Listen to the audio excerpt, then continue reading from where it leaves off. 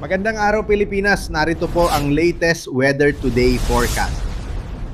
Ito po ang ating latest weather update ngayong Biyernes 13th of February 2026, bisperas ng Araw ng Pag-ibig. Base po sa ating latest satellite imagery, wala naman po tayong binabantayan na sama ng panahon, LPA o bagyo sa loob o labas ng ating area of responsibility at hindi natin inaasahan na magkaroon po tayo ng bagong sama ng panahon within the next 3 to 5 days. Although meron tayong tatlong weather systems na magdadala po ng mga pag-ulan sa ating bansa. Una na po dyan, itong shear line o yung banggaan ng hanging amihan at easterlies. At ito po ngayon ay nakatutok sa may eastern section ng southern Luzon.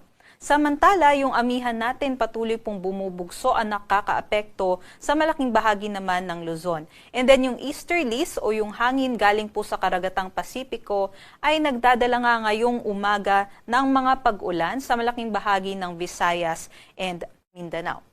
Kaya para naman po sa ating forecast ngayong araw, dito po sa may Southern Luzon area, specifically dito sa may Bicol region, sa may Quezon, Laguna, Batangas and Rizal, even dito sa may Marinduque, Romblon and Oriental Mindoro, inaasahan po natin dyan yung maulap na panahon na may kalat-kalat na mga pag-ulan, pagkulog at pagkidlat dahil sa shear line.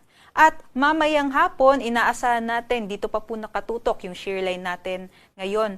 Pero mamayang hapon po ay aakyat yung axis nitong ating shear line at maaapektuhan din ng maulap na panahon at mataas na tsansa ng mga pag-ulan yung ating mga kababayan dito sa may Aurora, Quirino, maging sa may Isabela. Kaya para nga po sa ating mga kababayan dyan, magdala po tayo ng mga payong panangga po sa ulan.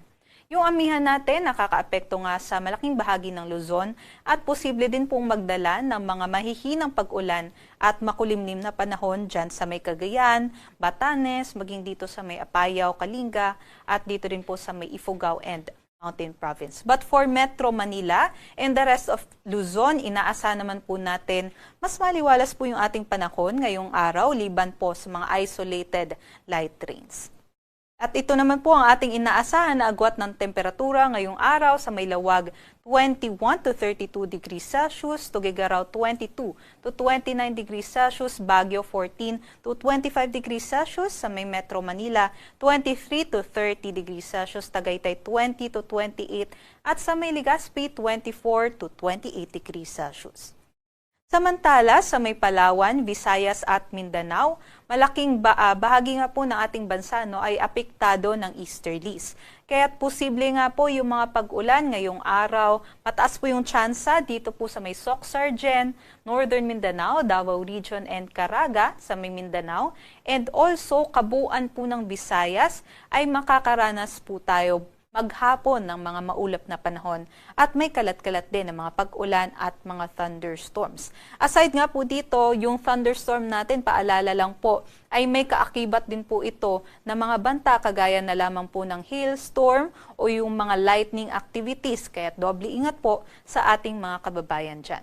But for Palawan and the western section din po ng Mindanao ay mas maaliwalas din po yung ating panahon liban lamang po sa mga thunderstorm activities. Ito naman po yung ating mga agwat ng temperatura dito sa Palawan, Visayas at Mindanao. Sa may Kalayaan Islands 26 to 29, sa may Puerto Princesa 26 to 30, Zamboanga 25 to 33, mas mainit po dyan sa southern parts ng Philippines, sa may Davao 24 to 32, Cagayan de Oro 24 to 29, Tacloban 24 to 30, at dito naman po sa may Cebu ay 25 to 31 and Iloilo naman 24 to 29 degrees Celsius.